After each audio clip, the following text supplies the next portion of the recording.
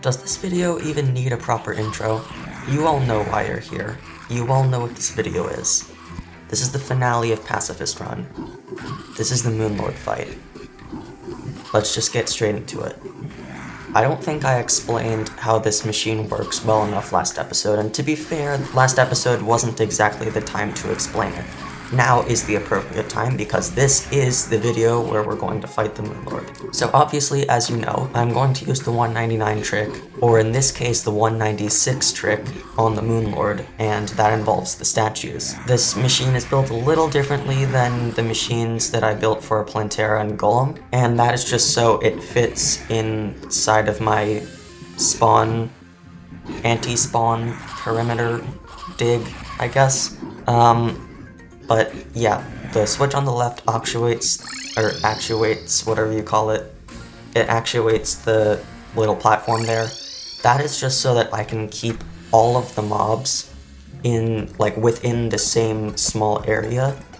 If they cover a wider area, then there's more of a chance that one of them will despawn if I move away from the center.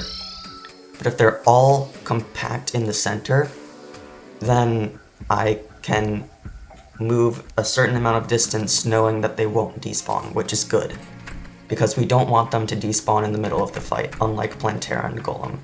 Now in this clip, I'm trying to get extra chlorophyte from the chlorophyte farms, because I want to actually properly equip my vortex beater with chlorophyte bullets for the Moonlord fight. Every shot counts, and the longer you fight the Moonlord, the more of a chance you're going to die. And that is especially the case for me. So I just want to get it over with as quickly as I can. The problem is I basically sold everything I own so that I could buy the Contaminator from the Steam Bunker. So the chlorophyte is kind of gone, which was a very dumb idea. Now, regarding buffs, as you guys know from watching the series, I normally don't use buffs for most of the boss fights. However, I am not going to get down on them this time. I am going to need them. There are some buffs that you don't necessarily need, and there are some that you, still don't really need, but I would definitely recommend that you get them.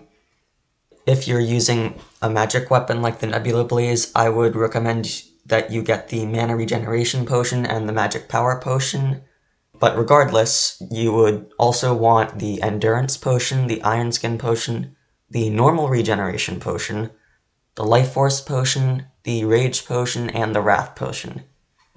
Now, you might think, in a normal playthrough, you're not going to have both the Rage and the Wrath Potion, but just to remind you, we did set up an Artificial Crimson, and Crimson people probably set one up for the Corruption as well to get the Cursed Flame spellbook. So chances are you probably have some fish from the opposite biome. So use those, and even if you don't, just quickly fish for them. It doesn't really take that much time. And then just make the potions. I also used a Shine and Night Owl potion, but that is completely optional. That's just for the recording so that you guys can see better. Well, I can't really do anything while the chlorophyte farm is growing, so guess I'm gonna go find some strange plants. Excuse me, sir? Would you happen to know where any strange plants are?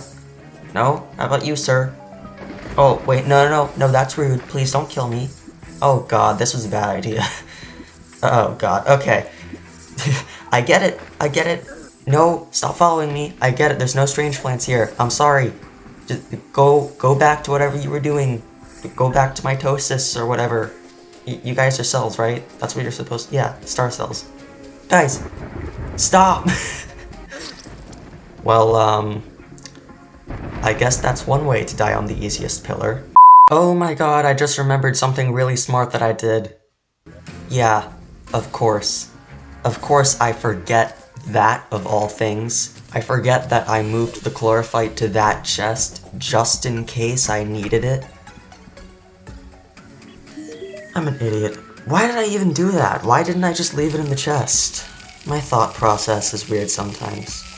Alright, whatever. I'm just gonna go craft this stuff now. Alright, suckers. Which one of you killed me last time?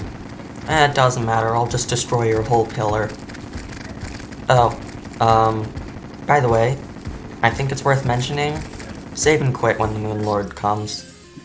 We're not going to be fighting him right now.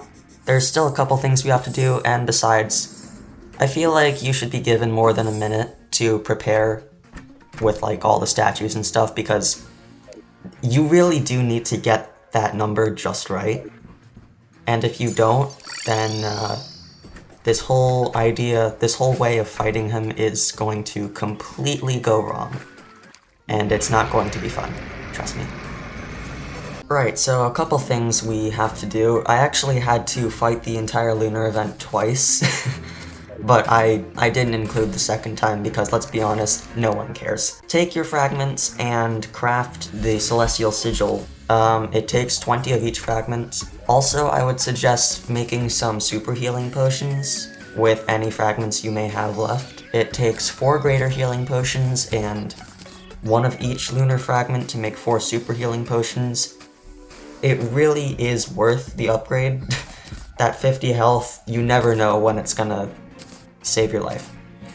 Now, obviously we're fighting the Moon Lord in such a confined space, and our steampunk wings are not fast enough to maneuver over him when he fires his death laser. I have a solution to this, and it's actually pretty simple. You guys might have even thought of this yourself. Get a teleporter system, get some pressure plates, because that's probably the easiest way to activate them in a fight. And as he's firing his laser, you teleport out of the way, and I would say maybe like put 1 on each side of the machine, as I'm doing here. And then when he fires his laser, you just teleport to the other one, and hopefully he's firing it in the opposite direction of the teleporter you're going to, because if not, there's no point in what you just did, which kinda sucks. By the way, you probably noticed the pearlwood bow in my inventory with the 400 arrows. Yeah, that's the final blow. It's just so I can be that guy, you know?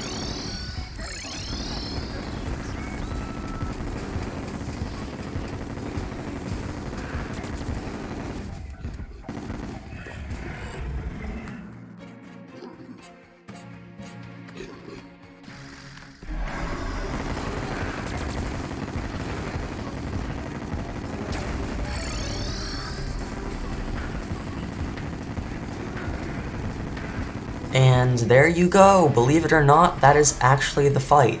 since his eyes do not pop out because of the 196 trick, he actually has no form of attack now. Like, the Moon Lord himself has no way of attacking us, so he is basically passive now. He can still heal himself if the mob cap isn't clogged up. The eyes will not reappear. You can honestly kill him if you wanted to. However, I think that, you know, the whole idea of Pacifist is to be as friendly as possible. So I'm going to enjoy this rare moment with the Moon Lord when he's actually friendly, and I'm going to take him on a little doggy walk. We're going to enjoy the scenery of the Pacifist world together. Isn't that right? Who's a good boy? Who's a good Moon Lord? You are! Yes, you are. Who's a good boy? So I'm actually going to use this time to, you know, just sit down and chat, because that's not something I really have the time to do nowadays. So, obviously, the first question that I would have to answer is, what is next for the channel? Obviously, Pacifist Run has taken up most of my time. I would say about 90 to 95% of my free time in the, I think it's been like 3 months since it started. And that really has cut down the time that I've been able to spend on other projects, such as the Creepypasta War, which I really want to get back into, as well as the Lunar Heart, which, honestly, that's kind of towards the bottom of my priority list. And Stars from the Deep, honestly, I really do want to get back into that, or I do want to finish it at some point, but I just don't have the motivation to do it right now. I know I will eventually be motivated to get back into it, and eventually maybe even finish it, but right now I'm just not very into it, so either Creepypasta War or something else which I have actually not told you guys about. The only hint you guys have gotten about this, I think, is that one video I did on reduced ammo consumption. Now, it doesn't take a genius to figure out that reduced ammo consumption is a system in Terraria. In fact, I believe it's actually perfectly demonstrated by the vortex beater that I actually used in part 5 and 6, this video of Pacifist Run. You can see that the vortex beater's number does not go down sometimes when I shoot it, and that is because the vortex beater has a 2 out of 3 chance to not consume ammo. So if you had 600 bullets, you'd actually have more like 900. Now, obviously, I'm just gonna get to the point now.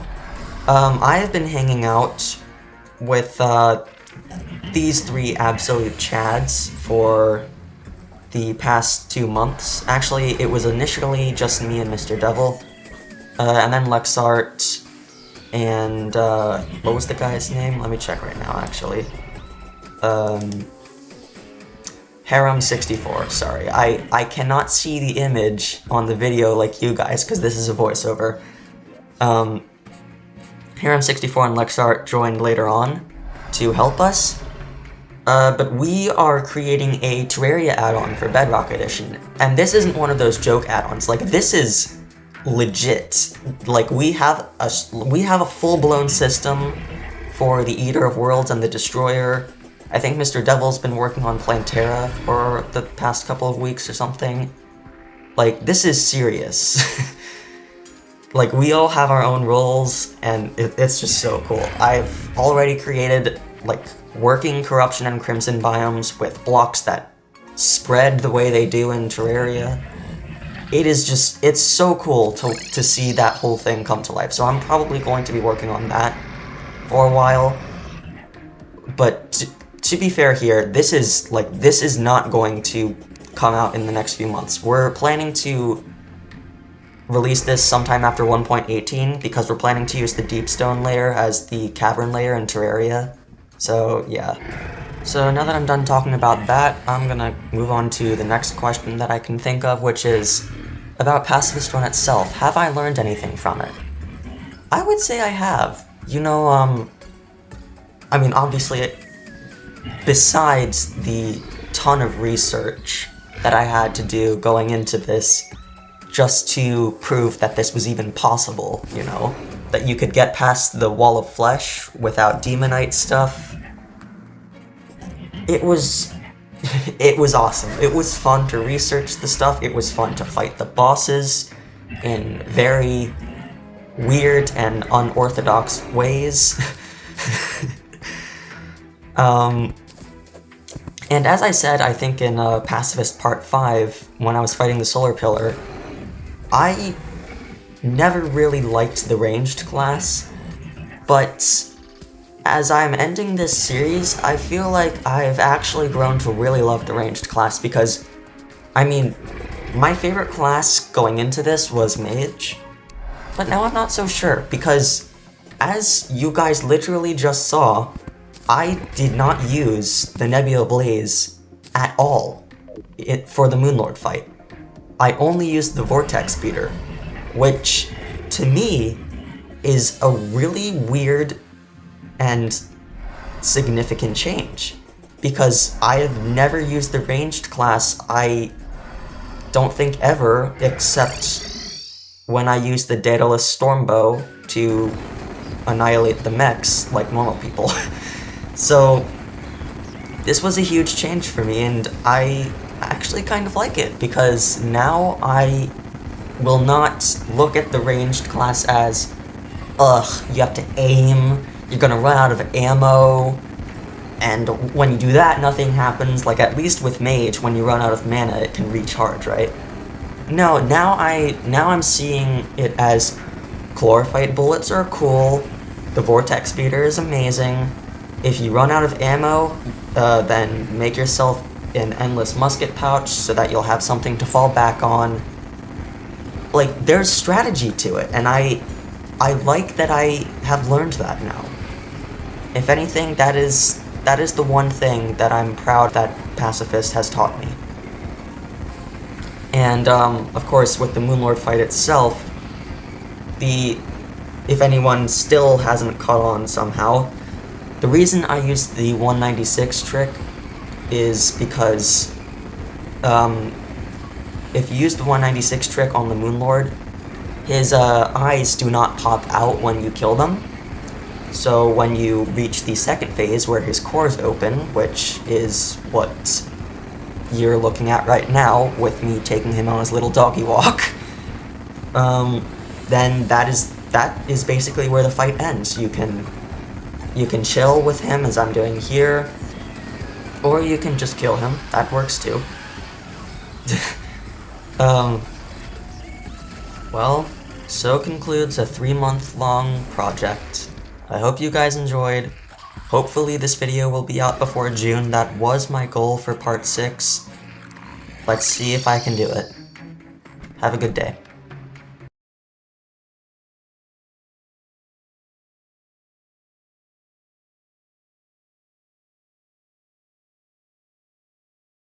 Oh my god, I forgot to use the pearlwood bow.